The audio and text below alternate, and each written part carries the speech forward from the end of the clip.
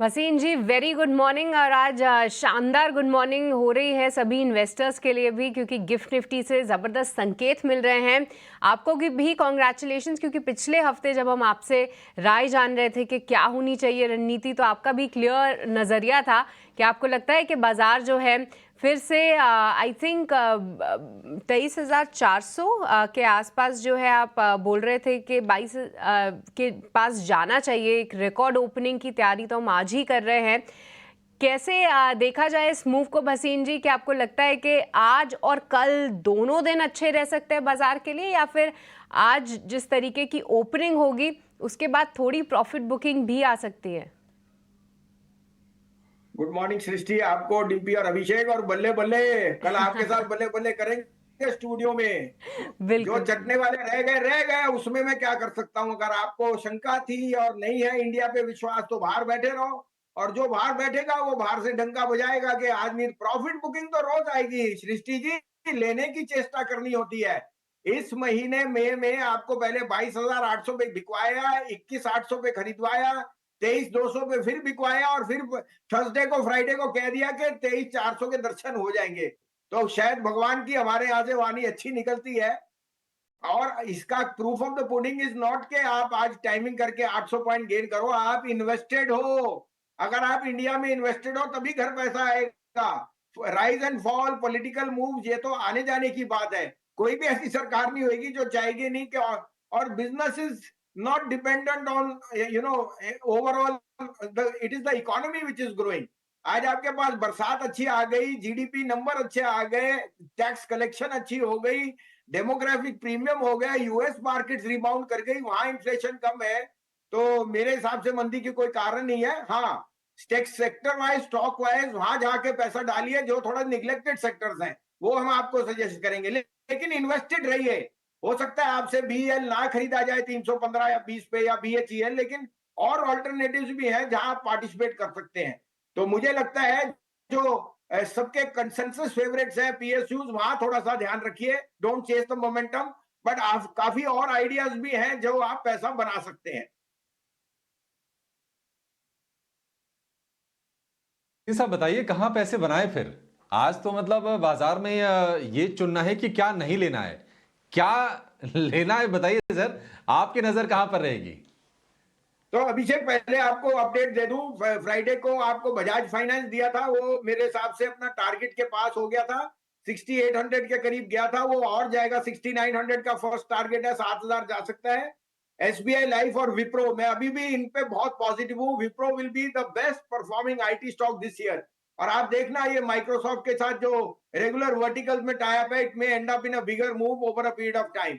Wipro is arguably the best IT stock to buy, and SBI life, because मुझे insurance पे बहुत bullish हूँ। IRDA की ये सजेशन वगैरह से ये चैनल ज्यादा बोलते हैं, होएगा कुछ नहीं, क्योंकि ग्रॉस वैल्यू एडिशन और अब जो रूरल इनकम्स में इंप्रूवमेंट है, I think insurance is a no brainer.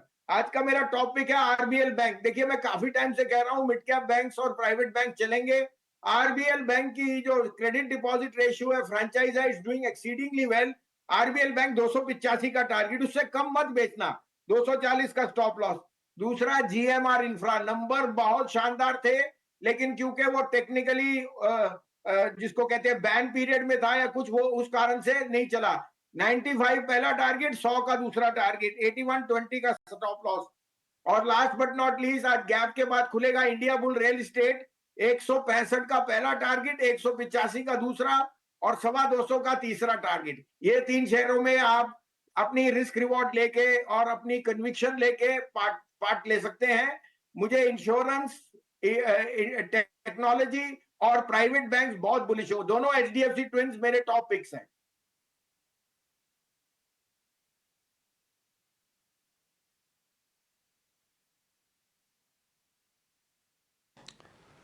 ठीक है वसीम साहब, बहुत शुक्रिया आपका समय देने के लिए। चलिए, आपको फिर से हम जोड़ने की कोशिश करेंगे सर। बाजार अगर बड़े मूव देता है तो आप थोड़ा समय हमारे लिए निकाल लीजिएगा, आपसे हम फिर से बातचीत करेंगे सर। ठीक है, चलिए, हमारे साथ जुड़ गए हैं ईटी नाउ के कंसल्टिंग एडिटर स्वामीनाथन अय्यर। स्वामी सर से हम बातचीत करेंगे एग्जिट पोल को लेकर, और इसके बाद सरकार के फॉर्मेशन को लेकर, और कितने सही साबित होते हैं एग्जिट पोल ये। स्वामी सर, बहुत शुक्रिया आपका समय देने के लिए। सर, आप क्या मान के चल रहे हैं कि जो एग्जिट पोल्स आ रहे हैं, क्या इस तरह का कन्वर्जन भी हम एक्चुअल नतीजों में देखेंगे? क्या उम्मीद करके चल रहे हैं, सही साबित होंगे ये? भाई साहब सच बोले हैं तो अगर आप पूरी दुनिया देखें, अलग अलग एग्जिट पोल और जो फाइनल रिजल्ट निकलते हैं उनमें बहुत फर्क हो सकता है। थोड़ा सा फर्क नहीं, बहुत फर्क हो सकता है। इसके वजह से मैं बोलूंगा कि भाई असली रिजल्ट अभी तो आने ही वाले हैं। अगर आप सिर्फ एग्जिट पोल के बारे में सोचेंगे और इसके बेसिस पे अगर आप इन्वेस्ट करेंगे या शेयर खरीदेंगे, मेरे ख्याल में ये बहुत खतरा है। असली रिजल्ट के लिए आप ठहरिए। अभी अभी तो लग रहा है कि मिस्टर मोदी आसानी से जीतेंगे, शायद और 5-10 सीट भी शायद उनको मिल जाएंगे, ऐसे लग रहा है अगर आप एग्जिट पोल्स को देखेंगे ज्यादा से ज्यादा। मगर क्या पता, शायद इसके जगह 400 सीट दे सकते हैं, हो सकता है।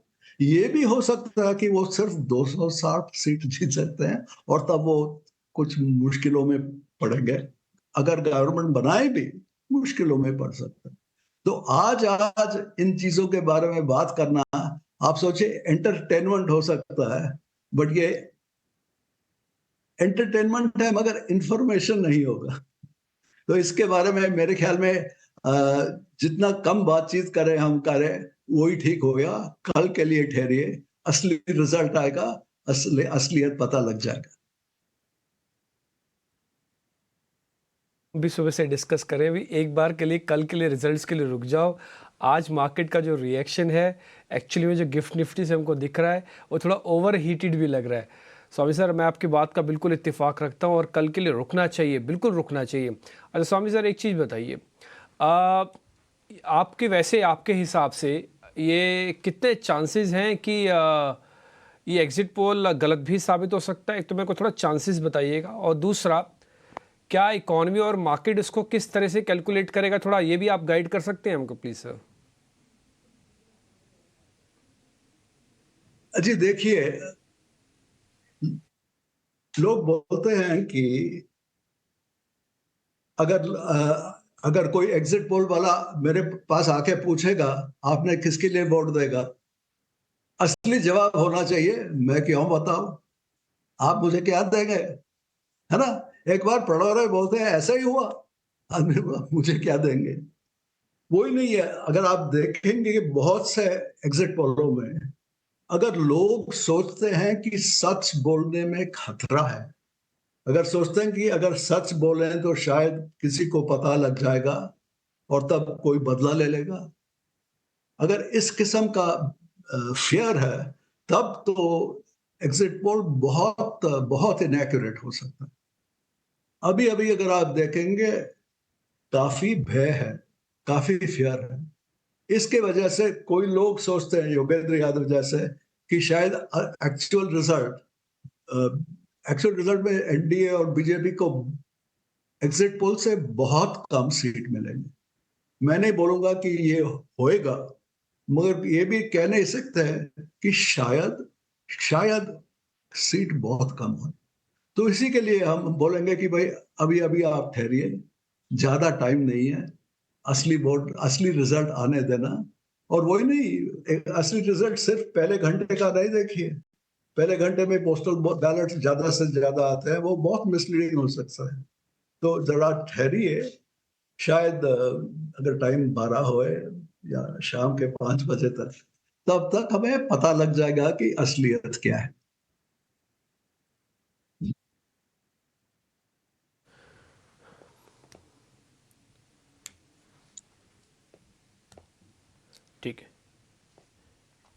ठीक है स्वामी सर, बहुत बहुत शुक्रिया, थैंक यू वेरी मच, आपने आज टाइम निकाला सर हमारे लिए। और हम यही एक्सपेक्ट भी कर रहे हैं कि एक बार कल रुक जाते हैं, कल एक बार आ जाते हैं। और सर मैं छोटा सा एक रिक्वेस्ट भी करूंगा, अगर आप कल भी हमारे लिए थोड़ा सा टाइम निकाल पाएँ तो कल भी ज़रूर हमारे साथ जुड़िएगा, ताकि आपकी गाइडेंस हमको थोड़ा मिल पाए और थोड़ा आइडिया हम ले पाएँ कि हाँ इस समय बाज़ार के अंदर सिनेरियो क्या बन रहा है।